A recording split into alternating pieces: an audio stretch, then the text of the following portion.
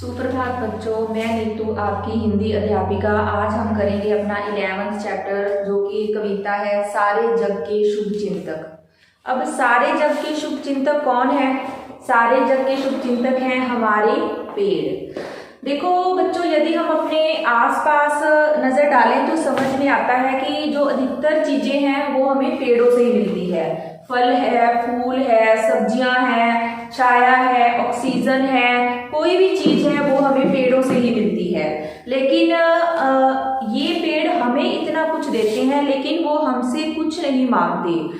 तो इन्हें काटना हम अपना ही नुकसान कर रहे हैं, अपने ही घर में डाका डाल रहे हैं इन पेड़ों को काटकर। आपको आजकल पता है कि जो जंगल है वो खत्म होते जा रहे हैं, तो उसकी वजह से अब देखो कितने भूकंप आ रहे हैं, कितनी बाढ़ आ रही है। तो उसकी वजह से ये प्रकृति का जो चक्कर है वो सारा उल्टा होता जा रहा है और बहुत बड़ी बड़ी आपदाएं आ रही हैं। ये किस लिए आ रही है? क्योंकि हम पेड़ों को काट रहे हैं। तो सबसे पहले हमें इस कविता से क्या सीखना है कि हमें इन पेड़ों को काटना नहीं चाहिए और अपने घर में भी अगर हमारे घर में कच्ची जगह है तो वहां पर पेड़ पौधे लगाने चाहिए, अगर नहीं है तो गमलों में पौधे लगाने चाहिए। तो आओ अब हम इस कविता को पढ़ते हैं। ये पेड़ बहुत उपकारी, सदा सदा से वसुधा इनकी ऋणी और आभारी, परहित जीने मरने का आदर्श हमें सिखलाए।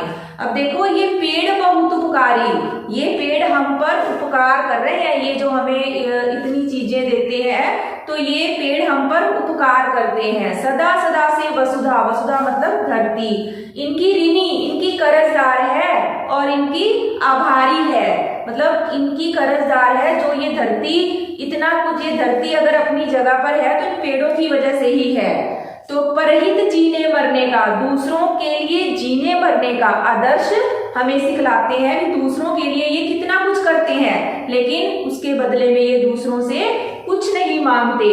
तो दूसरों के लिए जीने मरने का आदर्श हमें सिखला रहे हैं। फल देते हैं, ईंधन देते हैं, देते औषधि न्यारी, छाया देते और देते हैं सरस हवा सुखकारी। फल देते हैं, ईंधन देते हैं, जलाने के लिए लकड़ियां।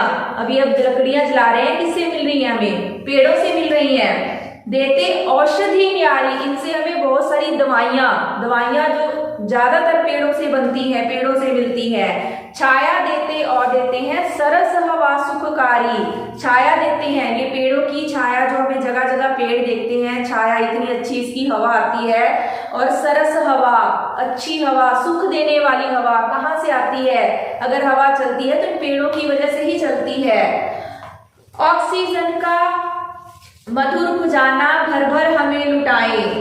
देखो, ये ऑक्सीजन का मधुर खजाना, ये जो ऑक्सीजन है जिससे हम सांस ले रहे हैं, तो ये कौन दे रहा है? ये हमें पेड़ ही दे रहे हैं। गर्मी वर्षा शीत कड़ी, ये अविकल सहते जाएं। अब देखो, गर्मी वर्षा शीत कड़ी, अब देखो गर्मी होती है, हम फटाफट पतले वाले कॉटन वाले कपड़े डाल देते हैं। सर्दी होती है तो हम फटाफट कंबल ओढ़ लेते हैं, रजाइयां ओढ़ लेते हैं। लेकिन ये जो पेड़ होते हैं बेचारे, ना ये गर्मी देखे ना ये सर्दी देखे, बिना व्याकुल हुए, बिना बेचैन हुए ये उसको सहते हैं। लू आंधी तूफान भयंकर देख नहीं घबराते। अब देखो, आंधी चलती है, तूफान आते हैं, फटाफट घर के अंदर जाते हैं, अंदर चले जाते हैं ताकि हमारा कोई नुकसान ना हो। लेकिन अगर ये आंधियां चलती हैं, ये बेचारे कई टहनियां नीचे गिर जाती हैं, लेकिन कभी भी आपने इनको घबराते हुए देखा है? ये इस तरह खड़े रहते हैं और ये बिल्कुल भी नहीं घबराते। सहनशीलता साहस की है ये प्रतिमाएं, सहनशीलता, इनमें इतनी ज्यादा सहन शक्ति है, इतनी ज्यादा हिम्मत है कि ये सहनशीलता साहस की मूर्तियां हैं। पेड़ प्रकृति का गहना है, ये है श्रृंगार धरा का। अब देखो, पेड़ जो है वो प्रकृति का गहना है। जैसे हम गहने डालकर सुंदर लगते हैं ना, जैसे हम कोई भी गहना डाले तो हमारे अच्छा लगता है, तो ये जो प्रकृति है, ये धरती है, ये पेड़ जो है उसका गहना है। क्योंकि आप देखो, कई बार पेड़ एक लाइन में होते हैं या पेड़ कई बार हमें बहुत अच्छे लगते हैं, ग्रीन ग्रीन उनकी टहनियां, मतलब बहुत अच्छे लगते हैं, तो वो इस धरती का श्रृंगार है, इस धरती की सजावट है।